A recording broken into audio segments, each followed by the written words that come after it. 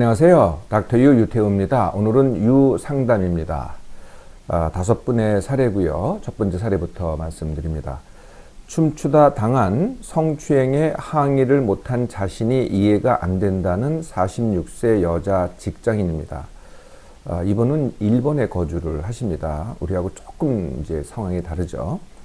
며칠 전부터 얼마 전에 있었던 그 얼마 전이 얼마 전인지는 이제 정확히 나타나 있지는 않습니다. 하여튼 뭐 한 달 전이든 2달 전이든 뭐 아니면 1년 전일 수도 있고요. 성추행 당한 것이 어릴 때 당한 기억까지 합쳐서 생각이 난다고 합니다. 그러면서 무서워지고 가슴이 답답해지고 울렁거리고 눈물이 나고 잠도 못 이룬다. 얼마 전, 이 얼마 전이 정확하게 얼마 전인지 잘 모르겠는데요. 하여튼 얼마 전 기분 전환 겸 친구들과 춤추러 갔다가 순간적으로 성추행을 당했다고 합니다. 이것도 이제 어떤 성추행인지는 이제 정확히 기술을 하지는 않으셨어요. 그런데 몸이 얼어붙어서 아무 대응도 하지 못했다고 합니다. 추행범이 같이 춤추자고 실실 웃는데 마치 겁먹은 아이처럼 그냥 아무런 대응도 못하고 자리로 돌아왔다고 합니다. 그래도 일행에게는 아무 일 없었다는 듯이 또 술도 마시고 다시 춤도 췄다고 합니다. 이제 와서 생각해 보니 이런 자신의 행동이 도저히 이해가 안 된다고 합니다. 몇 년 전에 우울 증상이 있었다가 호전된 적이 있었다고 하네요. 자, 이게 이해가 안 된다고 하시니까 이걸 어떻게 하면 될까요? 지금 이제 그 얼마 전이 얼마 전인지는 모르겠고 며칠 전서부터 이제 그 기억이 되살아나는 거거든요. 네, 그래서 이미 오늘에 있어서는 어떻게 되겠어요? 얼마 전에 성추행에 아무 대응하지 못했다라고 내가 기억을 하는 거죠. 아무 일 없었다는 듯이 보냈다라는 것도 이제 와서는 기억입니다. 즉 생각이죠. 그런 내가 이해가 안 된다라고 하는 것도 또 생각입니다. 그런데 당시 성추행에 즉각 대응하지 못했다. 이것은 행동이죠. 행동을 못했다는 거거든요. 네. 그런데 제가 이거는 이제 한번 말씀드리는데 우리가 이제 내가 생각대로 행동하는 것 같잖아요. 근데 그렇지 않습니다. 많은 경우에는 내 생각하고는 또는 생각이 없던지 하여튼 생각하고는 다른 행동을 합니다. 아무것도 안 하는 행동. 이것도 행동이죠. 네. 이런 행동을 결정하는 건 뭘까요? 네. 생각이 아니고 내 속마음입니다. 생각은 내가 알 수 있는 마음, 즉 겉마음이고요. 속마음은 내가 알 수 없습니다. 네. 그런데 그게 내 행동을 결정한다는 거죠. 이 속마음은요, 굉장히 다양한 요인에 의해서 형성이 됩니다. 네. 그래서 이 속마음을 이해하려면은 상당한 분석, 노력, 그리고 혼자서 못할 수도 있어요. 도움이 필요할 수도 있거든요. 그래서 이제 바로 하실 수 있는 건 뭐냐? 이해하기보다는 받아들이기가 훨씬 쉽습니다. 네, 그래서 나 이런 상황에서 행동을 아무것도 못했어 라고 받아들이는 거죠.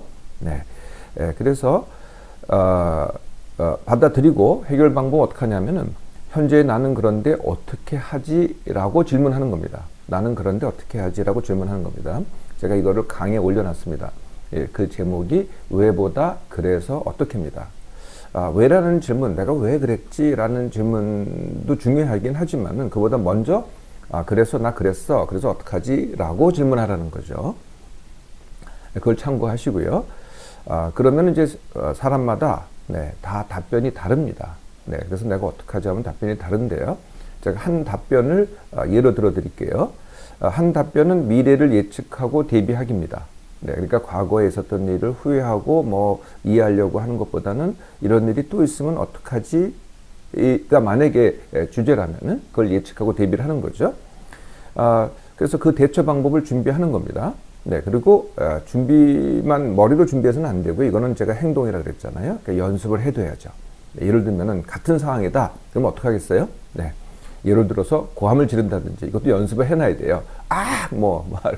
연습을 해야 된다는 거죠. 아니면은 상대방 딱이라 내친다든지 이것도 연습을 해놔야 돼요. 그래야만 행동으로 옮겨집니다. 그러니까 생각한다고 내가 그때 따기를 한번 쳐야지라고 한다고 이게 손이 움직여지지 않습니다. 그래서 행동은 항상 연습이 필요하다. 그리고 예측 대비를 한다는 것은 내가 생각을 하고 그 행동을 갖다가 예측 대비를 하는 거죠. 네, 이게 한 대답입니다. 사람마다 다른 답을 할 수 있으니까요. 여하튼 오늘부터 그래서 어떡하지? 라고 질문을 시작해 보세요. 두 번째 사례입니다. 한쪽 광대 부분이 튀어나오고 부은 것에 대한 치료를 고민하는 43세 여자입니다. 이분은 또 미국 뉴욕에 거주하시네요. 아까 이전 분은 이제 일본에 거주하셨고요. 2주 전 갑자기 한쪽 광대 부분이 튀어나왔다고 하네요. 이후 조금 가라앉았지만 여전히 부은 상태라고 합니다. 의사는 알러지 약을 권하고 한의사는 안경신경마비를 얘기하면서 침을 권유했다고 합니다. 몇 개월 전 눈밑이 길게는 몇 분 동안 눈밑이 이제 사실은 눈꺼풀이 떨리는 겁니다. 눈꺼풀이 탁 떨리죠. 네. 또 며칠 전에는 한쪽 눈 위가 떨린 적이 있었다고 합니다. 네, 위쪽 눈꺼풀이 떨리는 거죠. 예전에는 오른쪽 입주위 감각이 뻑뻑해진 적이 있었다고 합니다. 이것이 다 안면 근육과 관계가 있는지 어떻게 해야 될지가 이제 질문입니다. 광대 부분이 튀어나온 것과 눈 떨림, 입 주위 감각이 뻑뻑한 것은 전혀 서로 다른 문제입니다. 네. 광대 부분이 튀어나온 것은요, 어떤 이유든 국소 반응일 것입니다. 국소 반응. 여기 자체, 어느 쪽인지 모르겠지만은 국소 반응이라는 거죠. 그래서 이때쯤 거의 났을 겁니다. 그래도 아직 안 났다면은요, 그냥 온찜질로 충분합니다. 뭐 약 먹을 필요도 없고요, 침 맞을 필요도 없고요. 뜨거운 물 찜질을 이렇게 하시면은 아직 안 났다면은 며칠 내로 완벽하게 회복이 될 겁니다.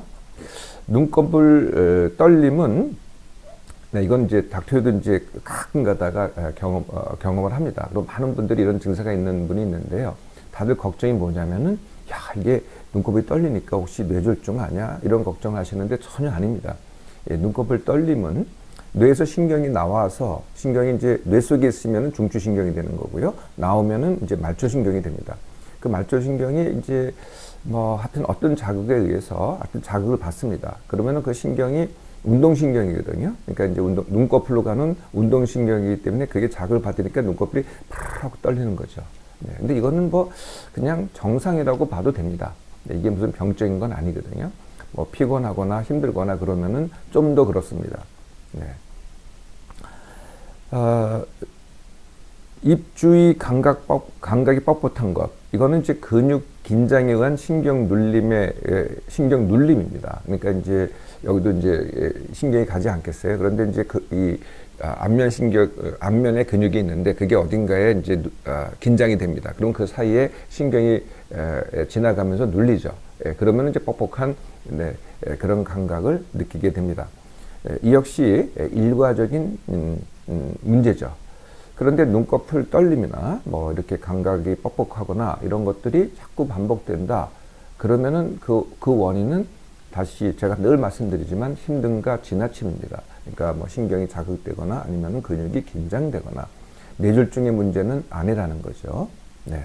그래서 그 문제는 제가 늘 말씀드리는 내 몸맘 회복 훈련을 하시면 됩니다. 또 다른 이유가 있다면 거기에 맞춰서 동감훈련이라든지 숙련훈련이라든지 이런 걸 하시면 되겠습니다. 세 번째 사례입니다. 허리 고관절 통증과 다리 저림으로 두렵고 불안한 47세 주부입니다.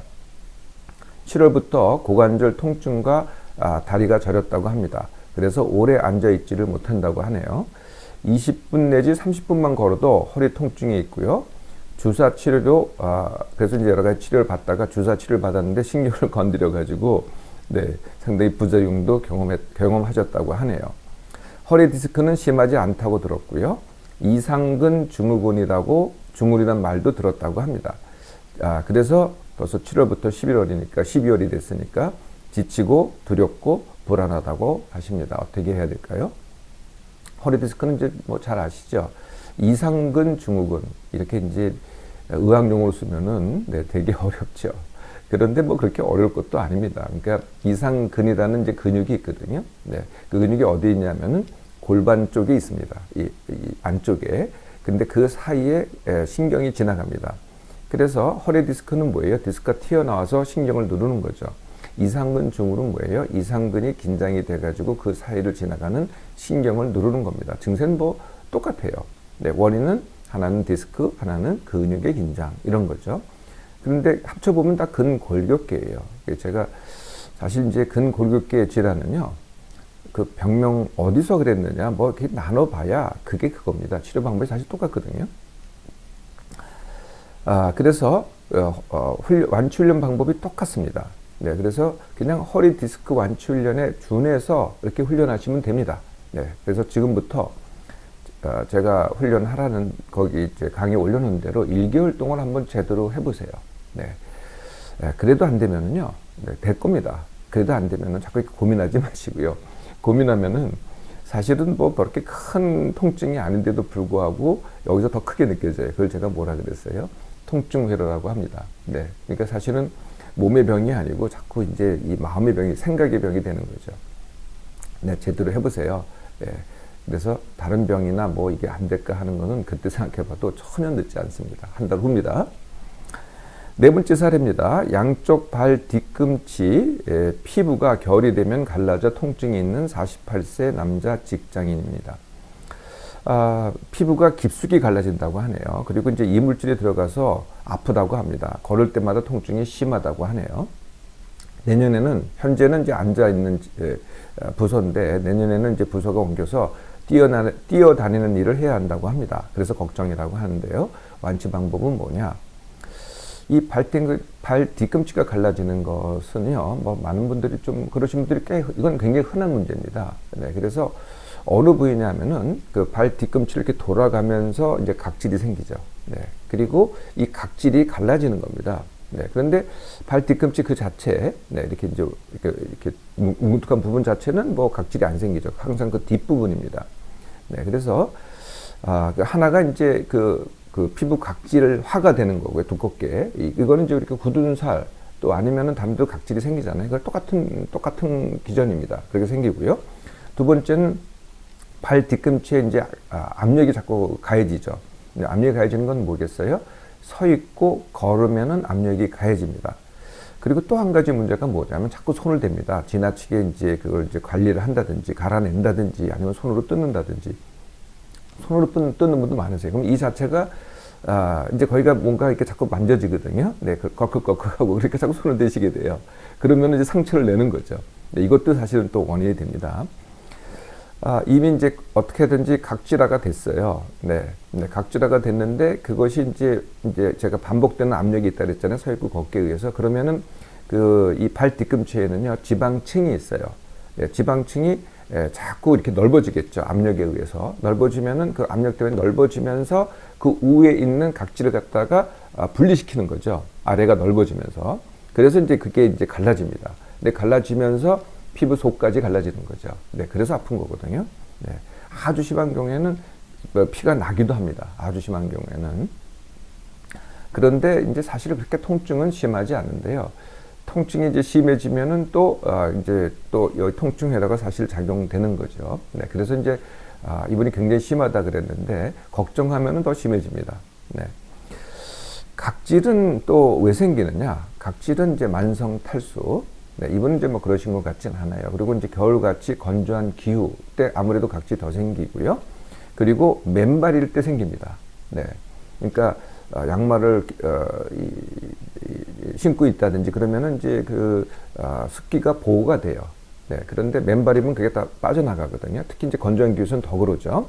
그리고 이제 계속 이제 피부를 자극했다. 이제 피부를 자극하는 건 되게 이제 신발, 그리고 아까 서 있고 걷기 이런 것들이죠. 뭐 양말 가지고는 그렇게 자극되지 않습니다. 그런 것들이 자극이 돼서 사실은 보호작용입니다. 피부를 보호하기 위해서 굳은 살을 만드는 거거든요. 네, 그렇게 해서 이제 각질이 만들어지고요.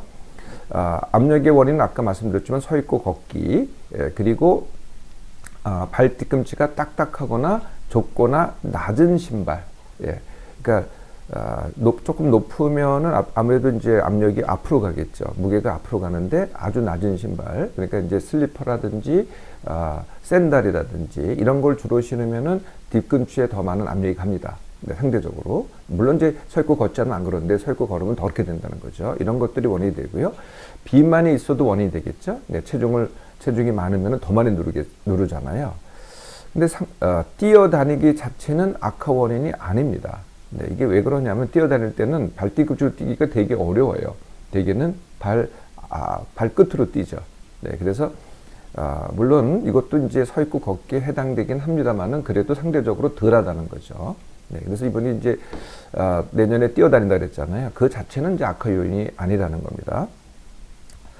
자, 완치훈련은 어떻게 하느냐? 이미 생성된 각질은 이미 생성됐기 때문에 관리를 해야 되겠죠. 강한 보습제를 사용하면 됩니다. 그러니까 두껍기 때문에 보습제도 아주 강한 걸 사용해야 되고요. 그 중에 하나가 이제 힐밤이라는 게 있어요. 그러니까 아예 전용으로 나와 있는 것들이죠. 상당히 이제 보습도 하고 각질 제거도 하는 힐밤이라는 게 있고요. 또 바셀린까지 사용하셔야 돼요. 바셀린은 굉장히 두껍죠. 네, 바셀린 사용하는데 이건 이제 묻으니까 아무래도 양말을 신어야 되겠죠. 그리고 또 많이 갈라진 데는요. 근데 밴드를 붙이는데 액상 밴드라는 게 있어요. 액상 밴드. 네, 그래서 밴드 같은 역할을 해요. 그걸 갖다 이렇게 뿌리면은 거기가 메워집니다. 액상 밴드입니다. 네, 영어로는 리퀴드 밴드지 이렇게 얘기를 하죠. 일부 사람들은요, 왜 그 순간 접착제 있죠? 그걸 사용했다고 하는 분들도 있긴 있어요. 근데 그건 권장되지 않고요. 액상 밴드를 사용하시면 될 것 같아요. 그리고 족욕을 하시면은 이게 이제 각질이 물러지죠. 그럴 때 이제 이 각질 제거를 하시면 됩니다. 뭐 각질 제거하는 그런 기구들 있죠. 무슨 뭐 수세미도 있고 스크러버라 그래서 이렇게 문지르는 이렇게 기구가 있습니다. 아니면은 돌 같은 것도 있고요. 네. 화산석이라고 하는데 그런 걸 사용하시면 됩니다. 그리고 이제 아까 제가 자극이 각질이 생긴다 그랬잖아요. 그러니까 양말을 사용하고 이 덮버선도 있어요. 발 뒤꿈치 이 덮버선이라고 해서 그것도 사용하시면은 좀 더 보호가 되겠습니다. 즉 다시 말하면은 맨발로 있지 말라는 거예요. 그럼 이제 각질이 안 생기겠죠. 그러면은 이제 밑에서 이 피부 밑에서 지방층이 이렇게 넓어진다고 하더라도 갈라질 각질이 없기 때문에 이제 큰 치료가 되는 겁니다. 두 번째는 이제 이 자극을 갖다가 줄여야 되겠죠. 반복되는 압력을 줘야 되니까 일부러 서 있고 걷는 거를 줄이기, 그리고 매일 물속 걷기 밀당. 네, 물속에 들어가면은 압력이 줄어듭니다. 그죠? 네, 이게 이제 그래서 이게 이제 중년 이후로는요, 제일 좋은 운동이 정말 물속 걷기입니다. 제가 누구한테나 이걸 권합니다. 다른 운동 하지 말라는 게 아니라요. 이걸 기본으로 하고 적어도 2주 정도 하시고 다른 운동을 시작하시면 전혀 무리가 없습니다. 다른 운동부터 시작하시면은요, 자꾸 며칠 하다가 안 하게 돼요. 뭐 요가든 뭐가 됐든 아무리 쉬워도 안 하게 되더라고요. 근데 이거를 그것도 잘할 필요도 없습니다. 매일 하시면 됩니다. 그러니까 내일 또 할 건데 오늘 열심히 정말 지나치게 하실 필요가 전혀 없겠죠. 네, 그래서 매일 하시는 게 제일 중요합니다. 아까도 말씀드렸지만 뛰어다니는 건 괜찮고요. 체중이 문제가 되니까 감량 다지기 훈련, 그리고 이제 신발은 당연히 뒤꿈치가 푹신한, 네, 이렇게 눌러봐서 왜 족저근막염 때 발바닥이 아픈 분들도 뒤꿈치가 이렇게 푹신한 신발을 신잖아요. 네, 딱딱한 신발이 아니라 그런 신발을 사용하시면 되겠습니다. 마지막 사례입니다. 갑상선 기능 항진증에 목이 많이 커져서 수치도 계속 높다는 53세 여자 자영업을 하시는 분입니다.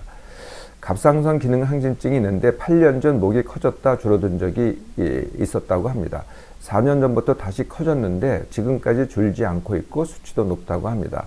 메티마졸이라는 항갑상선제를 3알 복용 중이고요. 수술하지 않고 줄이는 방법이 있을까? 네.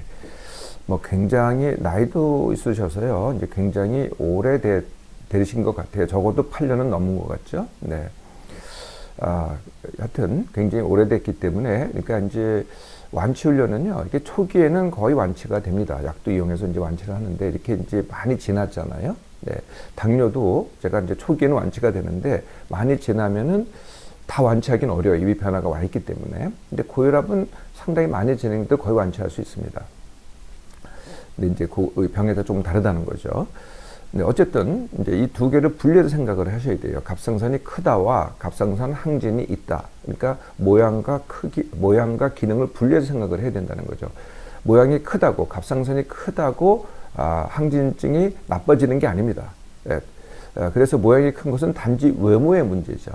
네, 그리고 기능이 높은 것은 갑상 기능이 항진이다. 이러면 이제 기능이 높은 걸로 이렇게 따로 봐야 됩니다.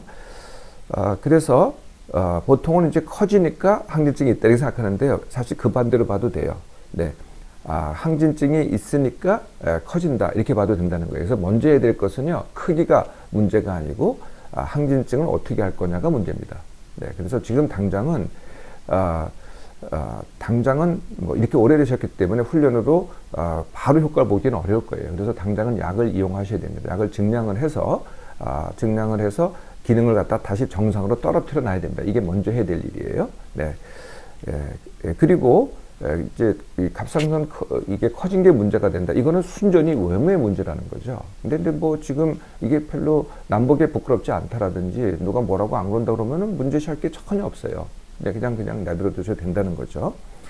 네, 그래서 이제 기능이 정상이 되잖아요. 그러면은 이 크기가 줄어들 가능성이 있습니다. 네, 그런데 이게 몇 번 반복했기 때문에 잘 안 줄어들 거예요. 그래도 6개월은 해보셔야 돼요. 네, 6개월 동안 해보시고요.